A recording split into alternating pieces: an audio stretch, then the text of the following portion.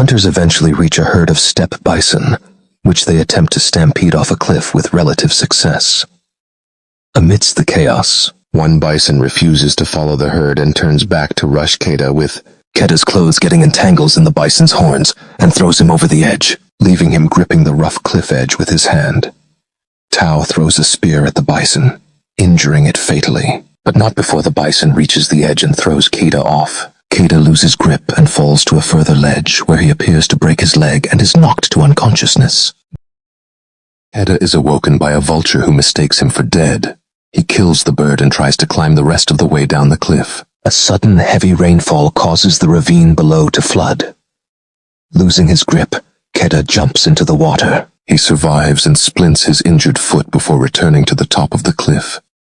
Seeing the memorial cairn left by his tribe, he realizes he must trek back to the village by himself. Keda survives by drinking dirty water and eating worms. He is attacked by a pack of wolves, but escapes up a tree, wounding one of them, which the others leave behind. Keda cannot bring himself to kill the injured wolf and takes pity on it instead. Keda cares for its injury. Keda carries the wolf and finds that they are being chased by hyenas. He takes shelter in a cave and manages to light a fire, gradually gaining the wolf's trust. He gives it water and then food, establishing himself as dominant by feeding himself first. He sets out for the village without the wolf, but it follows him. Their companionship grows, and they learn to hunt small boar together. Along the way, Keda names the wolf Alpha, Chuck. One night, they are approached menacingly by a pack of wolves. They hesitate upon seeing Alpha, who steps forward and greets them. The pack runs off, and with Keda's blessing, Alpha joins them. Keda continues his journey alone as the season changes to winter. On a frozen lake, he encounters a pack of wolves feeding. Recognizing Alpha, he runs to them, but the ice breaks and he falls through. Alpha helps rescue him, and they are reunited.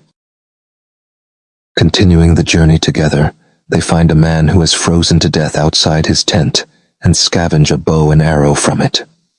Later, they take refuge from cave hyenas in a cave where they are attacked by another Machairodus.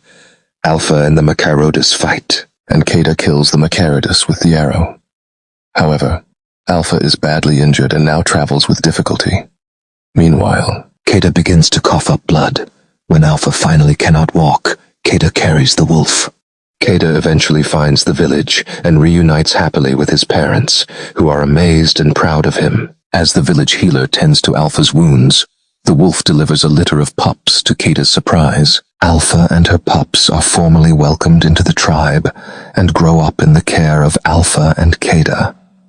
In time, the tribe becomes one of both humans and domesticated wolves, hunting together.